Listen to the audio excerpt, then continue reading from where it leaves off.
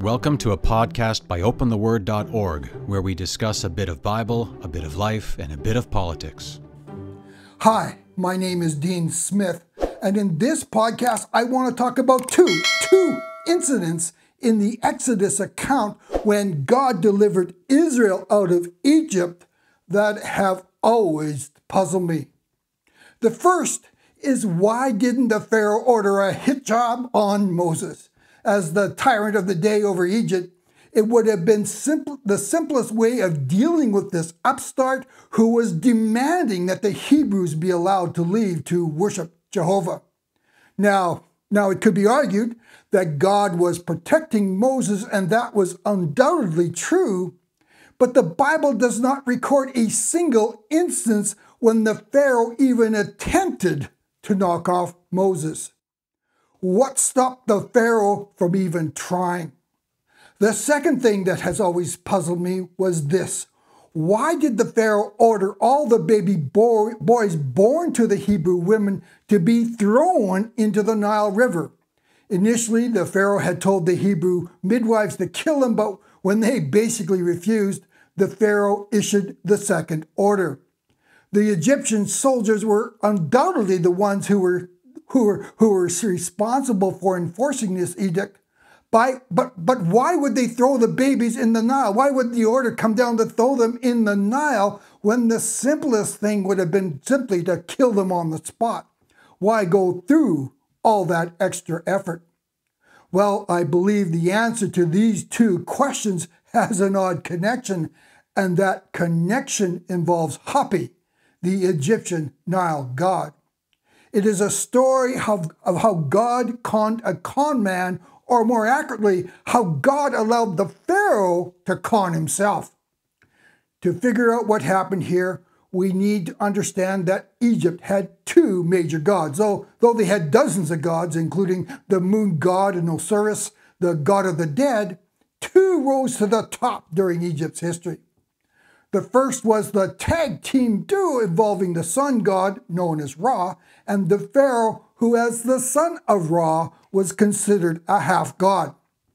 Now, it was common for ancient kings to consider themselves as half-gods, and this claim may even be traced back to the Bible.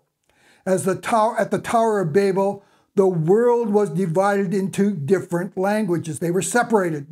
The distinctive histories of each of these nations started at this point, but everything that took place prior to Babel was common history to all nations. This is why you find stories of a worldwide flood in almost every culture around the world, because they had this worldwide flood as their common history. But that common history also includes an incident recorded in Genesis chapter 6, verses 1 to 4, when the sons of God married the daughters of men, producing offspring who were called men of renown, super powerful individuals who rose to power during this time. I am convinced that these sons of God were actually fallen angels who had relations with women. Though God brought this to an abrupt end through the flood, these stories about half-gods, half-men still circulated in ancient cultures, so the kings grabbed onto these demigod stories by claiming a similar lineage with hopes of putting fear in the hearts of their subjects. The second major god was Hapi, the god of the Nile. In 2000, archaeologists working at the underwater ruins of the ancient Egyptian city of Heracleion discovered three massive pink statues, 5.7 meters in height, portraying an Egyptian pharaoh and his wife, along with Hapi. They were equals on the god podium in Egypt. Not surprising, Hapi was also considered a fertility god, as the Nile was vital to the survival of Egypt. And along with other offerings, living virgins were sacrificed annually to Hapi to serve as his bride. And the Bible seems to hint at this god when the prophet Ezekiel gave a prophetic word against the Pharaoh of Egypt, which quickly took a very unusual turn. Quote, "Speak and say, thus says the Lord God, Behold, I'm against you, Pharaoh, king of Egypt, the great dragon that lies in the midst of his streams, that says, my Nile is my own, I have made it for myself. Ezekiel chapter 29, verse 3, unquote. Notice how the prophecy shifted from the Pharaoh to a condemnation of a dragon that lived in the Nile, which even claimed to have created the Nile. And for the next 5 verses, God vividly describes what he's going to do to that dragon, and it wasn't going to be pretty. So why the sudden shift from the Pharaoh to this Nile monster? In Deuteronomy 32, verses 16 to 17, Moses made an interesting statement when he said, quote, they made him jealous with strange gods. With abominations they provoked him to anger. And here it is. They sacrificed to demons who were not God, to gods whom they have not known, new gods who came lately, unquote. The Jews understand that there are actually satanic spirits, demons, behind these ancient gods. And I believe at this point, Ezekiel was now describing a more sinister being, the demonic spirit behind the Nile god. So, with these beliefs embedded in the Egyptian culture, the order to throw Hebrew babies into the Nile appears to have been little more than a ritual sacrifice to the Nile god. So this leads us to the story about Moses' arrival in the Pharaoh's court. Because of the order to throw the Hebrew boys into the Nile, Moses' mother hid him for 3 months, but with this becoming increasingly difficult, Moses' mother took her son down to the Nile and put him in a waterproof basket. The basket, containing Israel's deliverer, bobbed along in the Nile current above the gaping jaws of the demonic monster.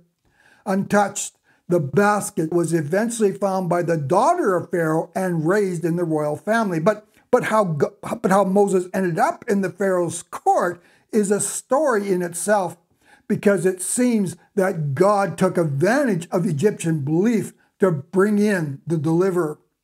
As I mentioned earlier, Hapi was considered a fertility god, and archaeologists have found images of women, particularly the affluent one, like the daughters of the Pharaoh, bathing in the Nile for ritual purposes, as they believed the Nile god increased fertility and even prolonged life. If the Pharaoh's daughter was down at the Nile for such a ritual bath, it would explain why she eagerly accepted this baby lying in a basket. Though she realized he was a Hebrew child, she believed the Nile god had miraculously provided a son for her, the ultimate fertility rite. But here is where it gets strange, because in Exodus chapter 2, verse 10, we read, quote, she, the Pharaoh's daughter, named him Moses because she said, I drew him out of the water, unquote. In an article for thetorah.com, Dr. Rabbi David Zucker writes that in Egyptian, the word Mose means son or born, and was a common prefix in the Pharaoh's names, like Aphmose, literally the son of Ah, or Thutmose, the son of Thoth. By claiming she drew Moses from the water, the Pharaoh's daughter was intimating Moses was birthed out of the Nile. Moses was the son of Hapi, one of Egypt's most powerful deities. As he was being raised in the Pharaoh's court, Moses would have been considered at the very least the provision of Hapi, or perhaps even worse, the half-god son of Hapi.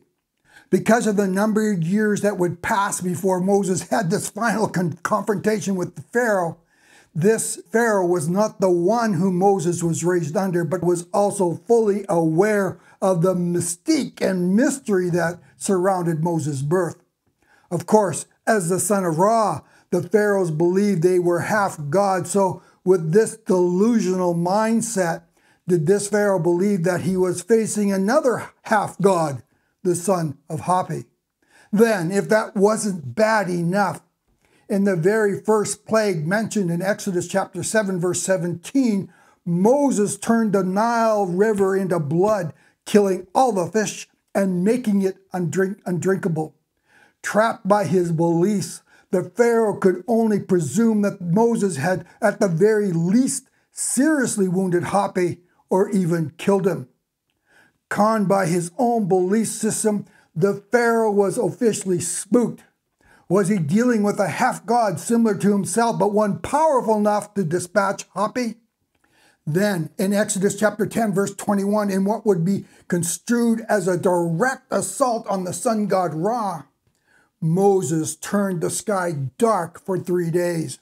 The Pharaoh, the son of Ra, summoned Moses and said the Hebrews could go, but they had to leave the flocks and herds behind. But Moses said a defiant no. Their flocks would have to go with them.